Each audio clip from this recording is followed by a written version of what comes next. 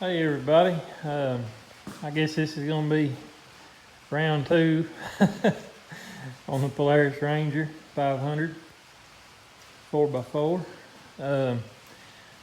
In the last video I got the head on, got it all rebuilt, and got the cylinder and piston in obviously, and got everything mated together here. I haven't torqued the head yet. I'm not sure, I've got a service manual online, but I haven't looked yet.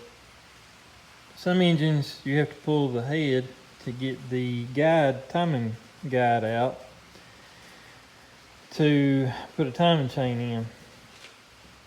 And I'm hoping that this one doesn't need a timing chain, but the only way to know is to put my timing gear on the camshaft and then put my tensioner in here and see, see what kind of slack I have or don't have. If it's good and tight, then I'm in good shape.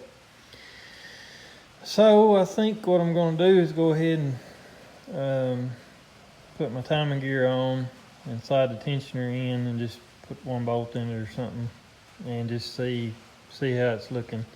So I'm going to do that real quick, and I'll get back with you here. Alright y'all, so I've kind of made a little progress since we talked, but I didn't think there was a lot of point showing it all on camera. There are other videos showing how to set the cam timing on these things, but basically you're going to put your cam in with the lobes facing down, and then you want, set my light up, you want this bolt and the alignment pin right here to be straight up and down with the cylinder head. The book tells you in the center line of the camshaft and the crankshaft if you drew a line between them. So that's how you know your cam gear is in line. And then the engine case has this plug you take out, and there's a T mark. Make sure it's the T, not the there's some tick marks on there too in a different spot. Now, I don't know if I can show this or not. Yeah, there's a T. So maybe you can see the threads on the case go down all the way to a little V shape. And you can see they're pointing right at the bottom of that T. That's the flywheel. You can see the T mark there. It's etched into the flywheel. So you set that V up to match up perfect with that T.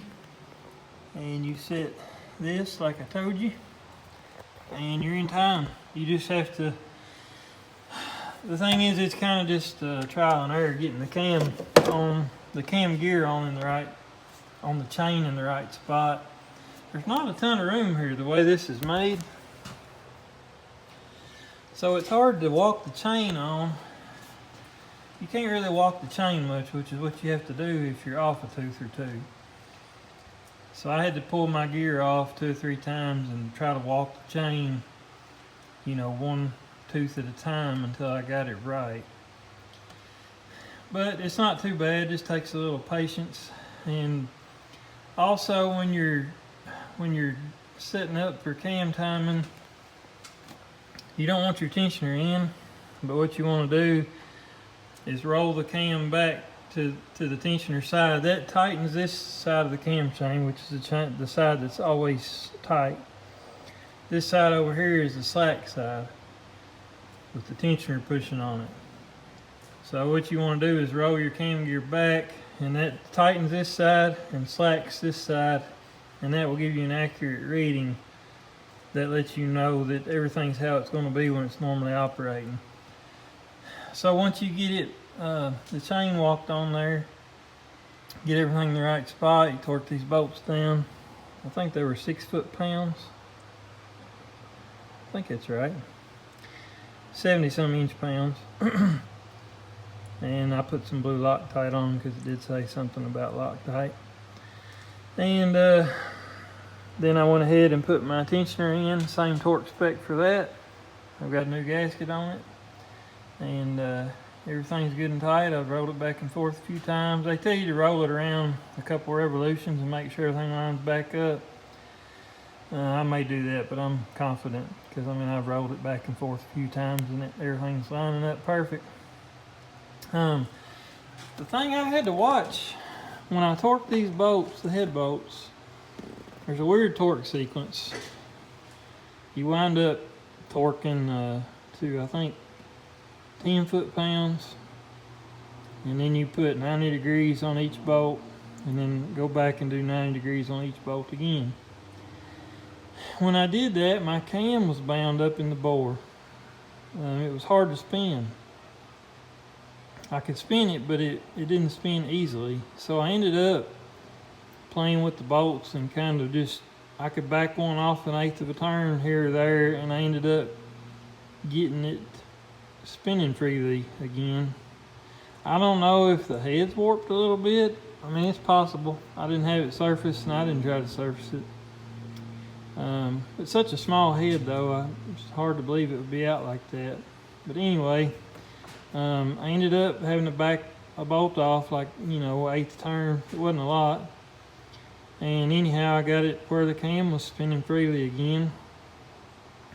So I think it'll be just fine, but I did have to watch that. If I had installed everything how I had it the first time, it would have been, I don't know, it would have been dragging kind of bad. So I don't know if that's normal for these, or if, you know, if there is something going on. It looks to me like the head's sitting good and flat, and obviously the cylinder is new. I mean, it's a cheap cylinder, but it is new. So I'm not for sure on that. I don't think, you know, the head bolt torque will be a problem. This thing's got huge head bolts on it. But anyhow, just wanted to mention that. I did have some trouble with that, and I actually torqued it down, and then I untorqued everything and went back with it, checking the cam as I went, trying to see at what point it bound up on me. So anyhow, basically the engine is all together mechanically here. It's timed. At this point, I'm going to go ahead, and I've got some cleaning to do. I've got some banjo bolts and things I've got to clean. Like, these are the old banjo bolts. I don't know if you can tell, but the person probably should clean them off versus just threading them back in there. I'm still sorting through all these bolts, but luckily the glove box door makes a really nice organizer, and I've kind of put them with their types. So I'm figuring that out as I go, kind of looking at the manual, being able to judge it by that. Anyhow, basically I'm probably going to go ahead and clean the valve cover up. It's laying down there, and put it on. I may leave it off for the first crank just to make sure I'm getting oil up there. I wouldn't mind to just be able to double check that I'm getting good oil flow to the top end. So I may leave that off because it'll run fine without it. And I may even just leave this side cover off for the moment too. But I've got to put the intake boot back on here, and inside the carburetor in it. Put the plug in, get the ignition hooked up. The main thing I have to do is get the oil lines hooked back up. I've still got to drain the oil tank and fill it back up. This is a dry sump engine, and I think there's a bleed procedure for if everything's dry, and I did drain the crankcase on this. So I've got to double check the manual and see what I've got to do there.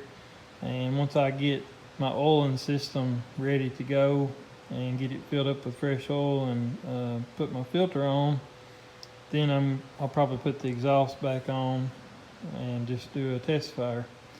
Obviously I'll still have to put coolant lines on and fill it up with coolant and all that, but getting close to being able to do a test fire. So I'm going to get some of that stuff done, and I'll catch back up with you. Well, sometimes it pays to do some of your prep work before you get excited and do all the big stuff, but I had to clean those oil lines up. on the inside. They bolt to the oil filter housing there that's actually on the cylinder on this machine. You can see the oil filter will go right here on this flat spot with the threaded insert. And there's 2 banjo bolts that hold those metal lines up against that housing there. I've got them here and clean them off.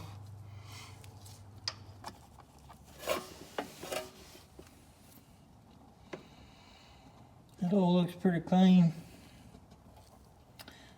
I don't know if that means they ran it out so they put some new in it or what. Because that looks pretty brand new.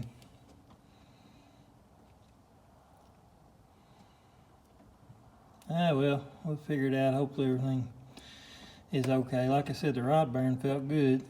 I think that's the main thing. Assuming the oil pump didn't get scarred up. A little sludge on the drain bolt, but I don't feel any chunks. So I did go ahead and decide to clean the screen that's in the oil tank. Just because I know it probably hadn't been done in years and years, if ever. And it goes in that fitting right there. You can see I've got the oil tank unbolted. This plastic tank right here. But here's the screen, and it actually looks pretty good. There's little small chunks of this or that on it. Looks like, you know, some kind of weed seed or something, but no metal or anything that I see. Looks pretty clean. So I'm just gonna make sure this is good and clean. A little brake cleaner. I got dirt in there getting it out, but I'm gonna clean it up and thread it back in. Getting ready to add a little oil to this thing. Got the oil tank back in. That was a little bit aggravating getting that screen out and all that, but I think that's pretty much the last time I'll have to fool with that. Anyway, I'm gonna put a little oil in it. It's getting the good stuff.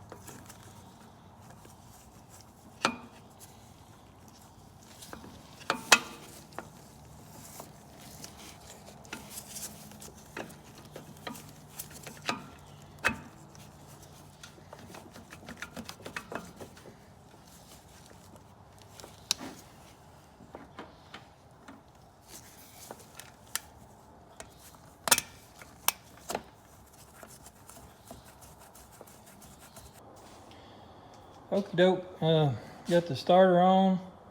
I ended up having to take it back out because the bottom bolt had to go in before I slid the starter in because there wasn't room to put it in. So I got it in, got the carburetor boot and the carburetor on. There's no fuel going to it yet. And I got the exhaust put together, and I've got oil in the tank. And I think we're at the point we can crank it. I don't have the oil filter on yet. It goes down here. You can see that black fitting sticking out there underneath the, right there. That's where the oil filter goes.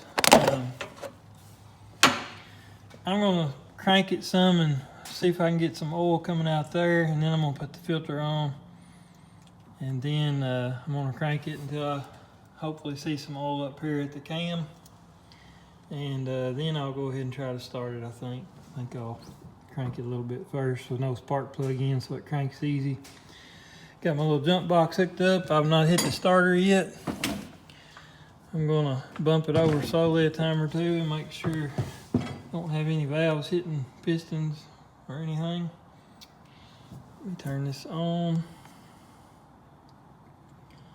I do think my little jump box is maybe getting weak. I don't know, we'll find out, I guess. Should be okay for this with no plug. So let me watch this oil filter.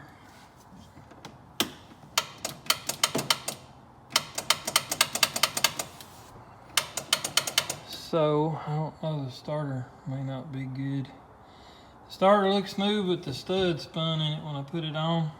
You could tell somebody already spun it. It was just loose. Let me see what I can figure out.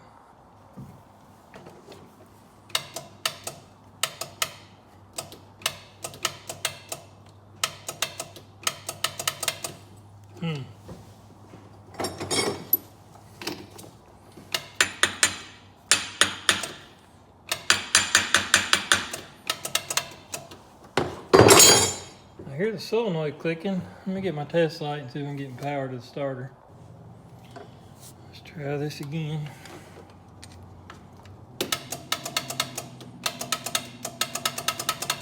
No power to the starter. So I may have to jump this solenoid. I got a feeling it may be bad. He did have the cover bent back a little bit for that solenoid. There's a good chance that it wasn't any good to start with. Let me try this.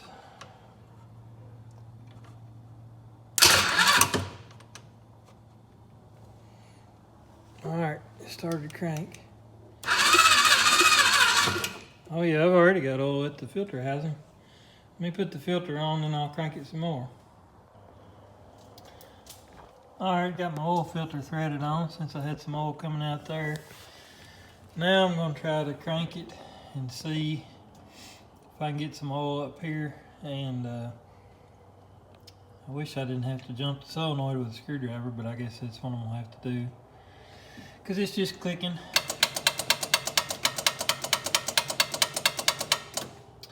Anyway, I'll get set up and we'll try this out. Okay, I cranked it a little more, and now you can see the oil on the lobe there. So I'm getting good oil up to the top end. Yeah, it's oiling good. That's what I was after, so now I'm going to get some fuel to the carburetor, hopefully, and put the spark plug in, and we'll crank it again and see if it'll start.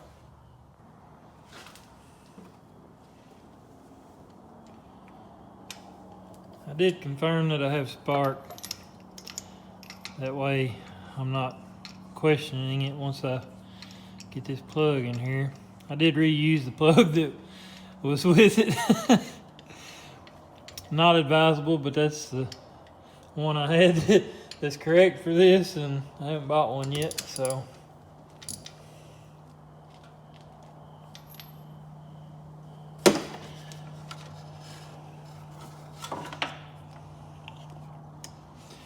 There's the spark side of things. Now I've just got to hook up some fuel and should be good to give it a test fire. So I have ground going to the fuel pump, but I don't seem to have power. So I just slid the tank back in. I've got, obviously all this is temporary. I'm gonna see if I can prime the carburetor. There we go, I heard the pump.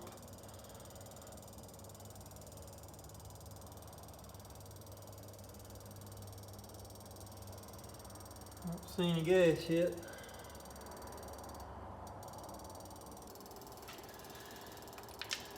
So I'm gonna try to shoot some air in the tank to pressurize it a little bit, which will help prime that pump, hopefully.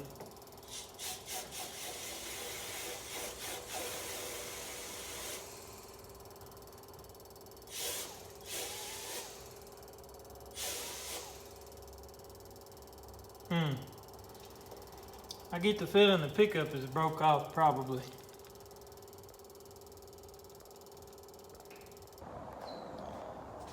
So my theory is that there must be a hole in the pickup here, because it's trying to suck and it feels like it's blowing my finger, but it won't pull out of the tank good enough to actually get a flow going. So I've just stuck this down in some diesel. I've just stuck this down the gas tank, not diesel. And I'm gonna hot wire it again. Hopefully it's deep enough in the tank. And I just want to test and see if, that'll tell me if I'm correct or not correct. Yep, there goes the fuel. Okay, well, now I can prime this thing up. And then technically, once the bowl's full, I see some gas coming out underneath the carburetor, so probably means it's gonna need rebuilt. You know what? I think the drain's open because it's draining everything out. That's great. All right, I'm gonna turn that drain closed and try this again. All right, so the drain was not open on the carburetor. I guess the needle valve must just be leaking that bad because it's running out the overflow. But anyway, there should be fuel in the bowl. I'm gonna crank it and see if it'll try to run. So we'll cross our fingers and hope that I can hear it fire up anyway.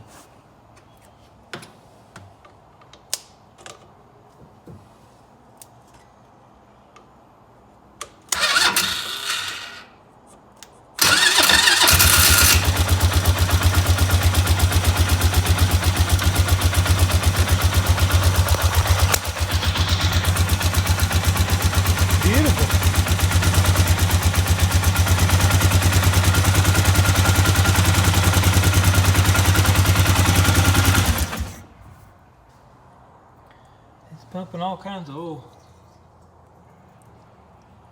Good golly, I'm going to put the valve cover on now. Okay. Alright, well that went really well. Fired on basically the second compression stroke. I can't really argue with that, and sit there and idle on its own. Didn't have to give it any gas, didn't have to choke it. Can't ask for much better really. And it sounded good. I didn't hear any bottom end knock or anything like that. Sounded smooth. Pumping a ton of oil out the out from the cam area here, all over the header. It's all over the floor. That's okay. I know the oil pump is flat bed moving oil, which is what we want. So I think my game plan, and it ran until I shut it off. Sit there and idle good. And it's a little bit cool today. It's not cold, but it's it's not been hot, so at least it doesn't seem terribly cold natured. I don't know if the float's just sunk in the carburetor or if it needs a needle and seed, or I'm not sure. I'll have to check that out. But I guess my immediate game plan is to put the valve cover and the cam cover on the engine, because I think I'm done in there. I obviously know it's moving oil. It sounded good, run, sit there and idle, so it's in time. So I'll put those two covers back on, and then I need to take that front engine mount out and weld it up because it's broke out in the center. So I need to weld it up, maybe reinforce it, and that should take care of that issue. And then I've got to figure out, I've obviously got a hole in my suction line somewhere. The tank's pretty full of gas, so it's got to be up toward the top. I can see the suction tube going down, so it's not fell off or anything. So unless it's like in this filter or something, which I don't think, because it's not leaking fuel there. But either way, I've got to figure out. You know, it's like trying to drink your drink at a restaurant with a hole in the straw. It just doesn't work good. But my fuel pump's working. I don't have power right here on the fuel pump. I have ground, but I don't have the hot. I don't know, that could be a fuse or anything. I don't have to dig around for that. I also don't have a battery in it. I'm just using jumper cables. I do have a battery I can probably put in at least for the time being once I get ready for it. But that's my game plan. Get those covers on. Look at the carburetor, try to fix my fuel delivery issue, and fix that motor mount. And then from there, I've still got to do my coolant hoses and fill this thing up with coolant and bleed it out. And I don't know, I think it'll be ready for an actual test drive. I may try to move it just before I put my coolant hoses on. I'm still thinking about adding a coolant temperature gauge. I don't like that it just has a hot light. It doesn't have a a gauge. It just would be pretty convenient if it, you know, if I could know exactly what the temperature is. So I might look into that. But and then the starter solenoid has to be replaced. But that's what I know of right now. I'm going to get those two covers on first and maybe try to figure out my fuel delivery here, and then I'll move to the carburetor. Okay, so I blew through this line here and I hear the air coming out in the tank, so I think that, and it's not bubbling, it's just coming out somewhere. So I think that eliminates my fuel filter and this hose here. I've cleaned off around this grommet, and hopefully, yeah, I think that's a problem. Now I could see that hose going down in the tank earlier. I don't know what happened, but anyway, I'm gonna try to fish it out, maybe with a coat hanger, and I'll see if I can put it back on and get it back in there. I'm on it if it will come out of there. Actually, it may have some metal on it.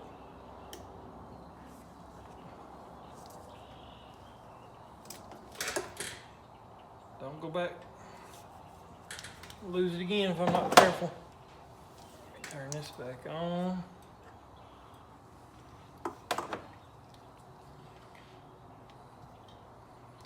So yeah, it's got like a little metal spring on a mesh filter there.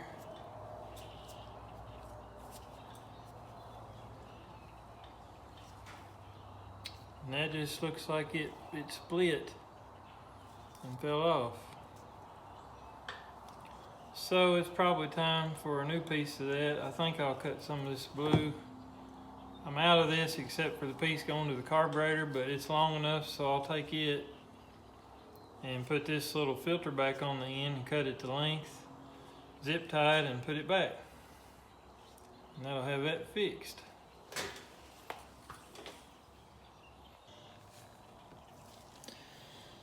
So now I should be able to just slide this back in like so.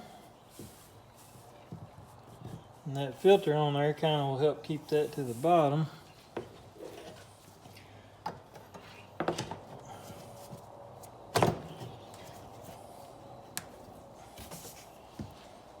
And if I can get my grommet to go back down in there, I'll be in good shape.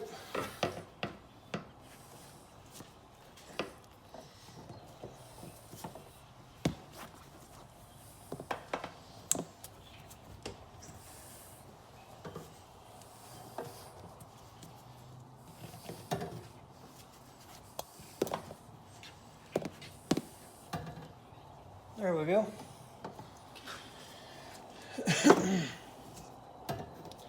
Now, got that problem fixed. Alright, you can see I got my covers on my engine here. Found some bolts in my bolt bin that match perfect. They're exactly the same. Kind of want to just start this thing, let it run for just maybe 10 or 15 seconds. You know, I didn't get to hardly let it run earlier. I did get to thinking maybe this fuel pump doesn't pump until the engine is running. So before I go chasing anything, I'm going to try to, I've got it plugged in here to the factory harness, and I just want to see what it does. Should be able to hear it. I don't know if you'll be able to hear it on video, but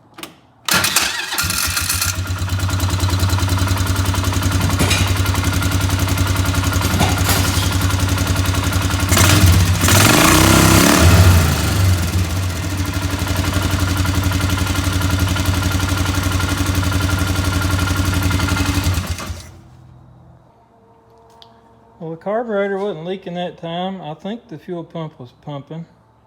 It was hard to tell with the engine running, but I'm pretty sure it was pumping.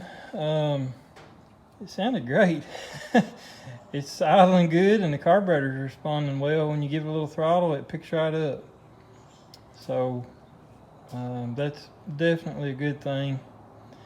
Means maybe the carburetor doesn't need too much work. But the engine sounds good. It starts right off as if you can get a good crank out of it. Like I said, I need a battery in it with some better connections. So I cleaned this mount off before I took it apart. I did take the nut off of it, and it is wallered out some, but there's a lot of room on top, so I just took a fender washer instead of taking the whole thing out and trying to just make the hole smaller. I took a fender washer, and that easily covers the bad spot. And now it moves with the engine again.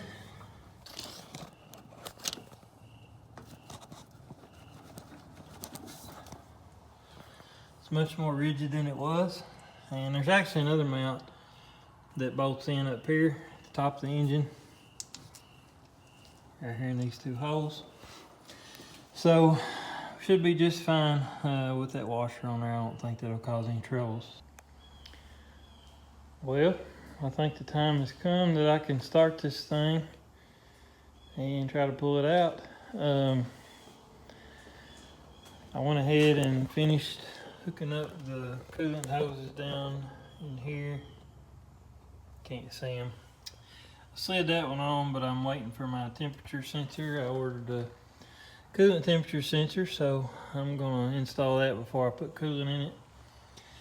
Got this upper engine mount on, got my fuel pump wire, and my fuel line kind of ran through there. I don't know exactly how it was supposed to go, but that's how it is for now, unless I figure something better out. Got this exhaust heat shield on, got my fuel tank just kind of set back in there, and I got the fuel pump mounted. Lots of little things. Got the coil mounted. It's right here, hard to see. And then I did put a battery back in this ugly homemade tray. I may improve that at some point. I don't know if I'll totally redo it, but I might try to make it a little better. It does the job, it's just not pretty. So, stole the battery out of my Honda Foreman because it's just sitting here. I've never gotten around to finishing it up, even though I got it running. I guess this took priority once I bought this. The starter solenoid actually started working on its own. Sometimes it clicks, and you have to click it a couple times, but it's been working. It wouldn't work at all at first. So I'm gonna take it as a win. If it gets better, maybe it'll get better because I'm using it. But if it doesn't, that's okay. I'll just order another one. But I'm gonna go ahead. I've got to put some air in this tire. It's low. Maybe the front. I'll check them. And I think it's ready to start and see if it'll drive out of here.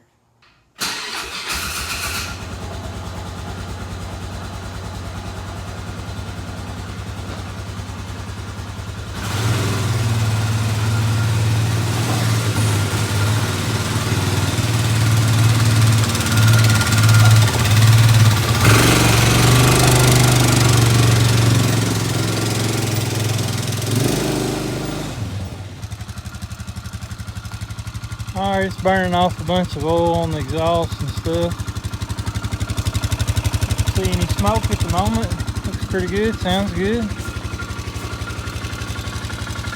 I need to double check it for leaks since this first time it's actually going to be running very much. I'm not going to let it run too long. It doesn't have any water in it. I do see that the carburetor decided to leak again, so I'm going to have to address that, even though it seems to be running pretty good.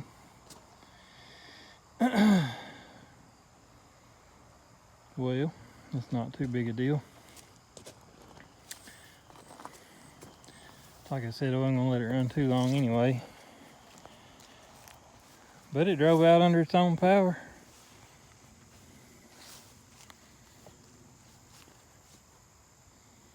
Took the seat off so I could check it out a little bit. It needs the correct seat. This is not the right one. But overall successful. I just gotta figure out that gas leak to start with. Okay, I actually found a brand new needle valve that seemed to be identical, and so I just put it in the carburetor because everything else looked okay.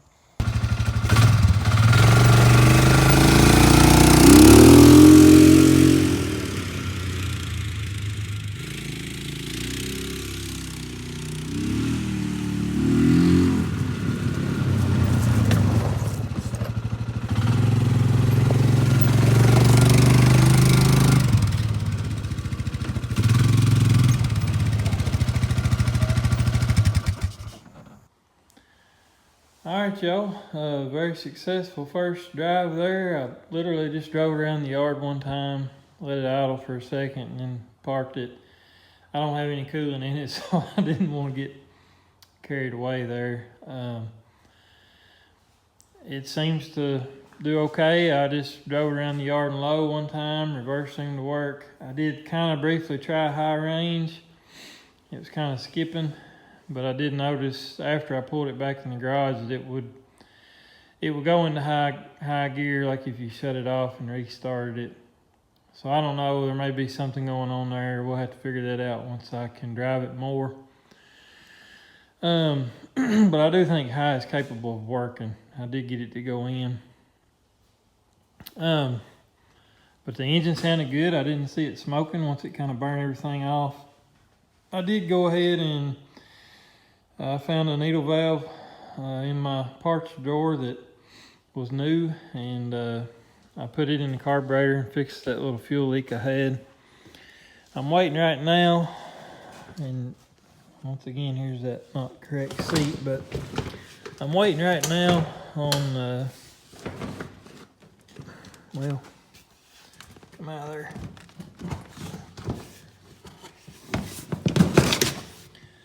On an adapter that I'll cut this line and it'll splice in and clamp, and that'll be where my coolant temperature sensor goes. And so once I get that spliced in, I can top this thing up with coolant and bleed it out. And I've got to put my intake hose on, but that won't take but a second. That and put my air filter back in. Here is my temperature gauge I bought. It's just a cheap Amazon gauge, but I figure it's kind of nice to be able to know, especially on something like this that you don't know the history of. Just that way you can maybe keep from overheating it.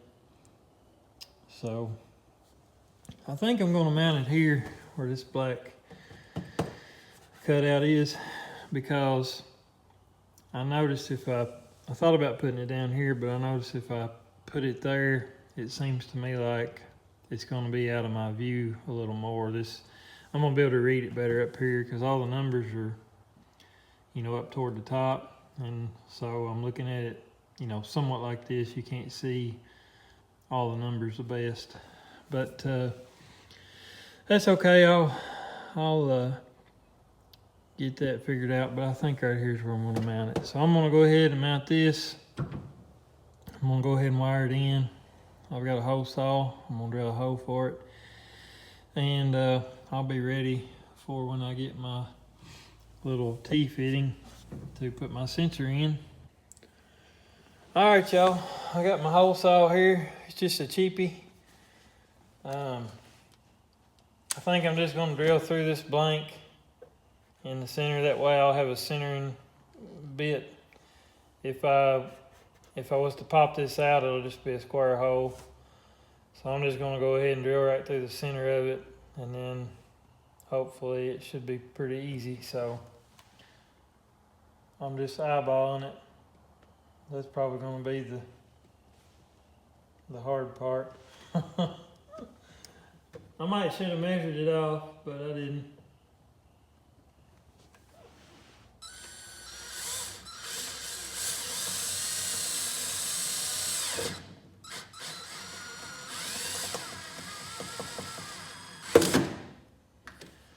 All right.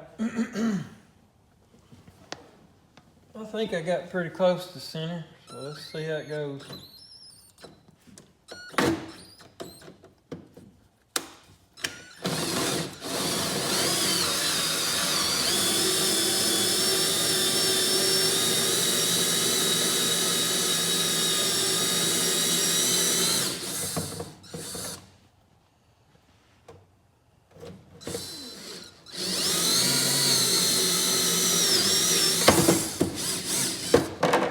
That's some thick plastic.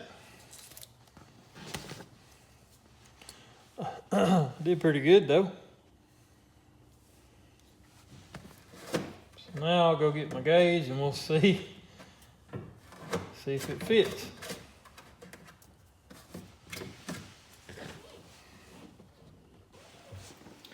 All right, see if this thing fits, hopefully decent. Oh yeah. I think that'll work well.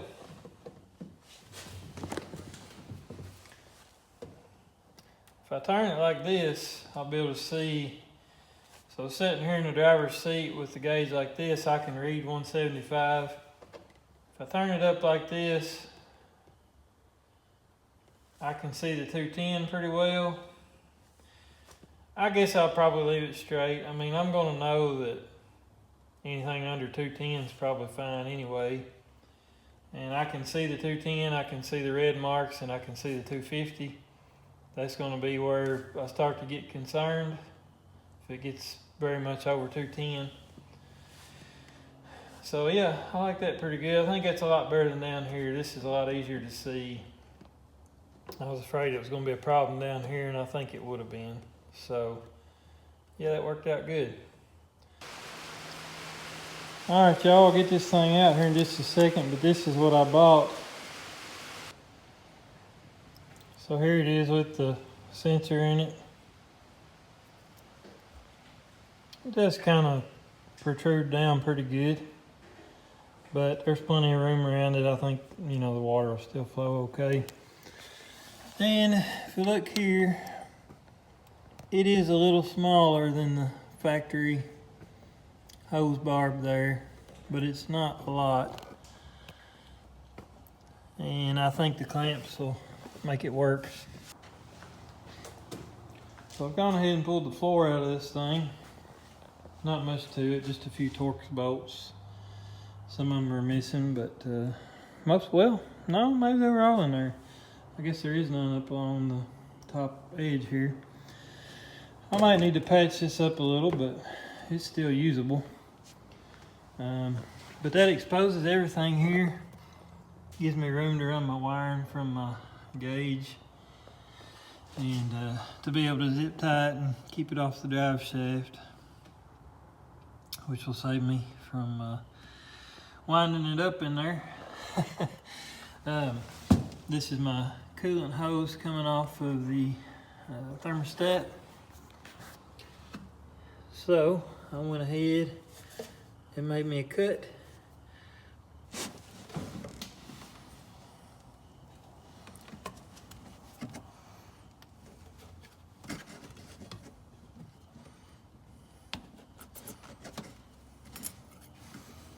I believe that's gonna be perfect. I just need to put a ring terminal and sensor wire on there and send it to the front. All right, y'all, check this out. finger out of the lens. I just fixed it where the light comes on with the key, and so does the power for the gauge. You kind of can see the gauge move there when I turn the key on.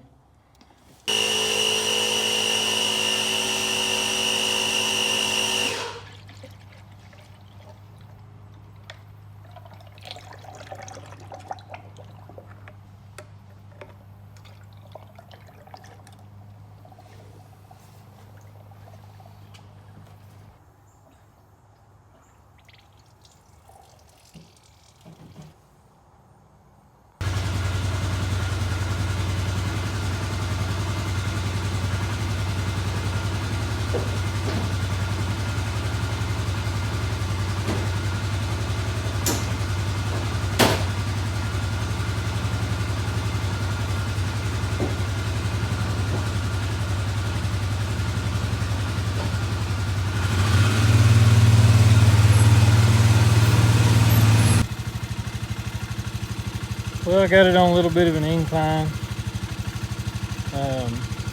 That way the front end is high. Hopefully any trapped air bubbles will come up through the radiator. The stuff that's in the engine pretty much, is going to stay in there, but I'll crack this bleeder again here in a little bit and bleed out anything I find. My temperature gauge is already coming up some. 140 degrees.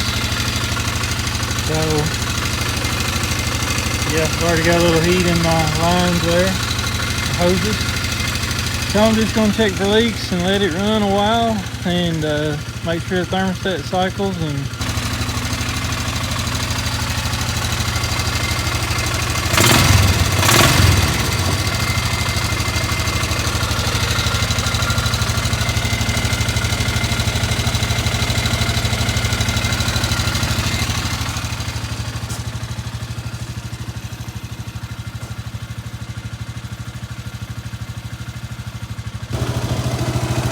just got up just a touch over 210 and the fan kicked on. It's drawing a little bit of coolant down. And it's cooling back down quickly.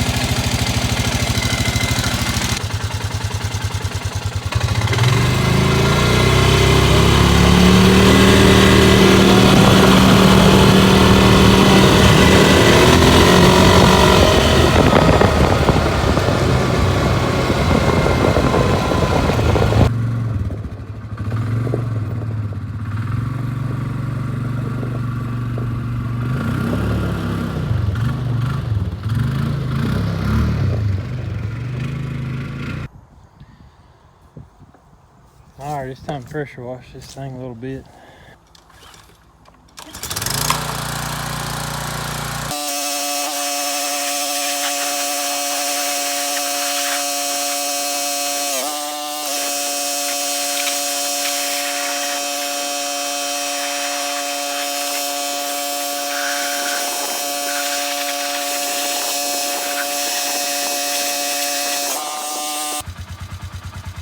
Well, I know I've been at it probably an hour and a half, but this thing is a totally different machine.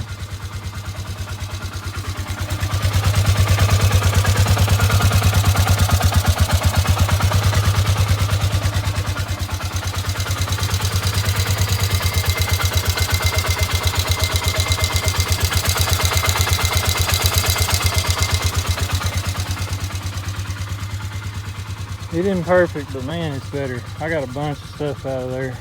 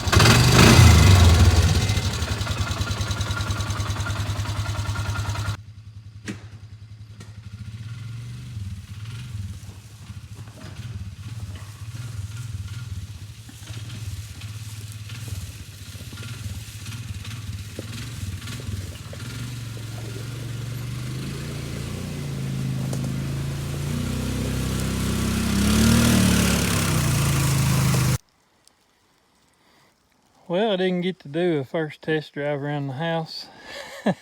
I kind of got this thing going, and I did drive a little bit. I didn't do any filming yet, so I guess this will be it.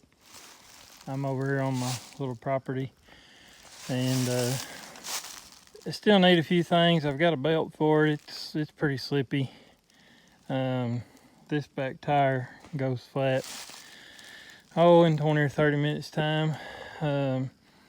Bought some matching lug nuts because some of them ain't right. I do have a small coolant leak at the thermostat housing, and I think it's just the rubber seal on the thermostat itself, so I have to swap that. No big deal. Then I still need the right seat, but this one works for now. But anyway, this is going to be my, I guess, first, driving video. I came up that little hill in two-wheel drive. I did have to lock the differential. The swing arm rear on this one doesn't seem to let it articulate the best. But I got down through the creek, no problem, two-wheel drive with the diff lock. And came up my little ramp I built a while back. And I haven't been over here really since I did that. It's been all summer. Everything's just now starting to die out, so I'm wanting to clean up the bank. You can see all the brush on it still. And then at some point I like to get to that big tree down in the creek. I got plenty to do whenever I take an ocean. But I'm going to work this thing a little bit and try to put some of it in the video. First load up the chute. Probably a little heavier than it looks. Can't tell that's a hill at all. It's not too bad, but let's see how it does. I don't know how it'll be to dump. It's my first time dumping anything too.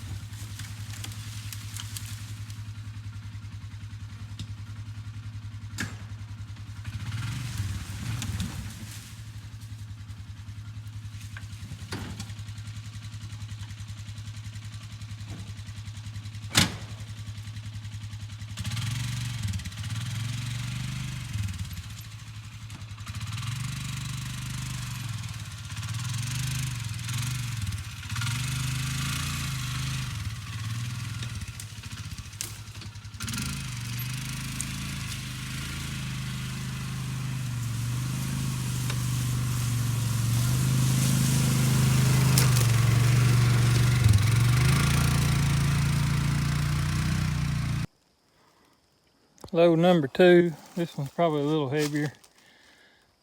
I've got some bigger pieces in it.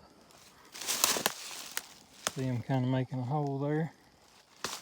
Not a hole, but just picking up where it was all filled in. I think it'll hold more pretty easy, but I don't want to lose it going up the hill. So I'm gonna go dump this one.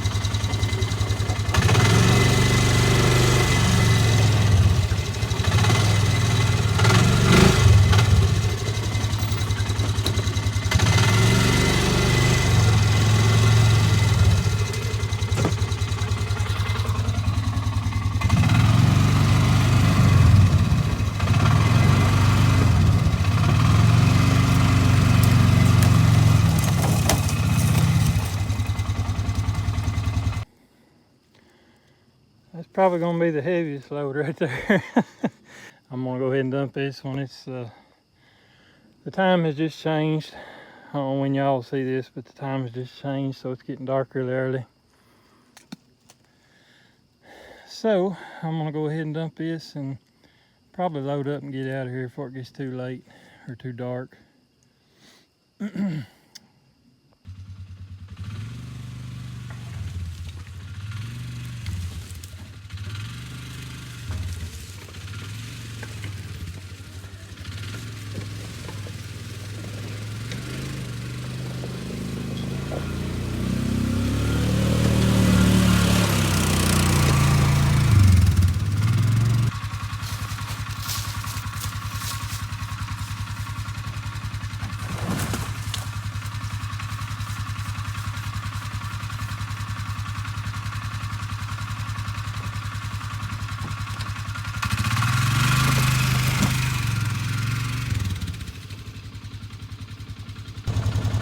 One last thing, you can see the road right there, and you can see it's a steep bank. I'm gonna try to drive this thing up out of here right there if I can.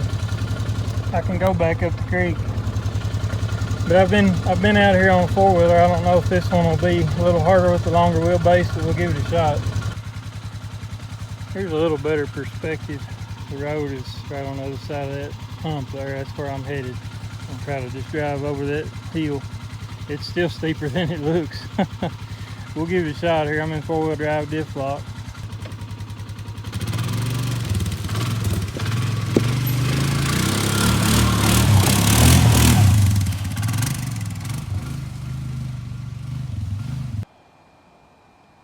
Alright y'all, well I thought that the creek there would be the last video on this thing, at least for now, but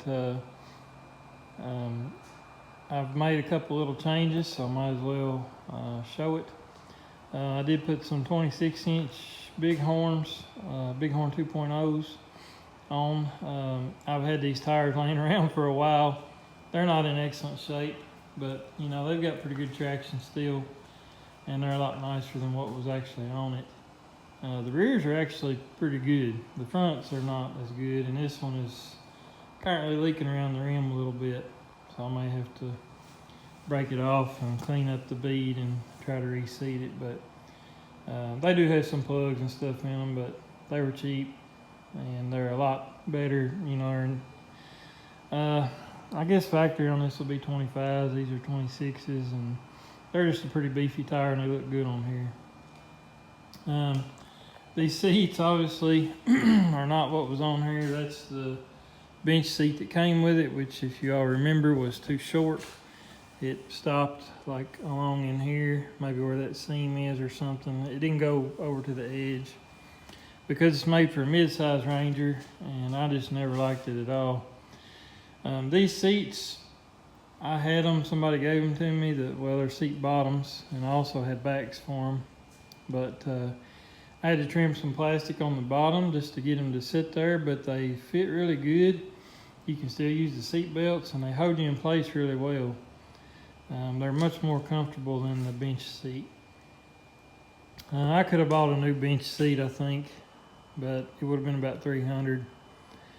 And sometimes you just kind of want to keep cheap projects cheap, you know. I need to build some kind of little center console just to cover the engine. But honestly, it's not very loud. Obviously you hear the engine, but it's not as bad as you would think. It's hard to explain, but it's really not too bad. Anyway, here's the back tires. It just looks a whole lot beefier with these Bighorns. They're a good looking tire anyway, and they do really well, I think. And I also fixed the parking brake. It wouldn't catch before, and I had to re-weld a couple of teeth on the mechanism. I'll insert a picture. But I re-welded the teeth, and now it works well. So I've got a parking brake now. So that was pretty nice. to get that working. I'm not sure you can buy the piece that has the teeth on it anymore. So I just went ahead and kind of built the teeth back up and used my grinder and ground them down. I took this thing on a ride with some friends just here local, and probably put 15 miles on it. And part of the reason for that is my razor is currently down, but it did really good. Engine runs great, never gets hot. It's got good power. I mean, it's got real good power for a 500 in a side-by-side. I think it runs well.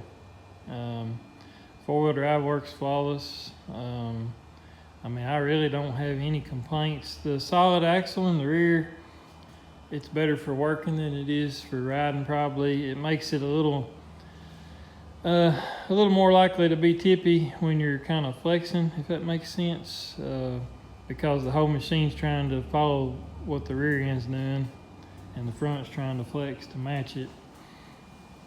But not a big deal if you're just running some, lighter trails. And it'll go about anywhere. It seems like it did, didn't have any trouble. Other than I did, I'll post a video in here, but I did catch the rear end on a rutted out heel. That solid axle it drags. It doesn't have the center clearance that it needs for ruts.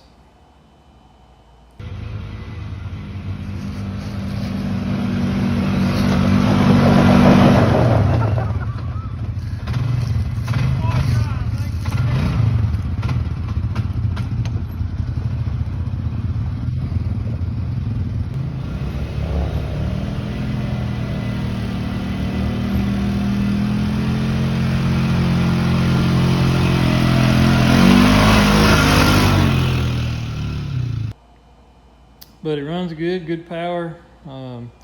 High range doesn't want to go in unless you shut the engine off, but I just shut it off and roll it a little bit and it catches, and then once you start it back, it never kicks out, it never makes any noise. It works perfect. It just doesn't want to engage on its own, and it's not a belt problem, not a clutches problem, I don't think.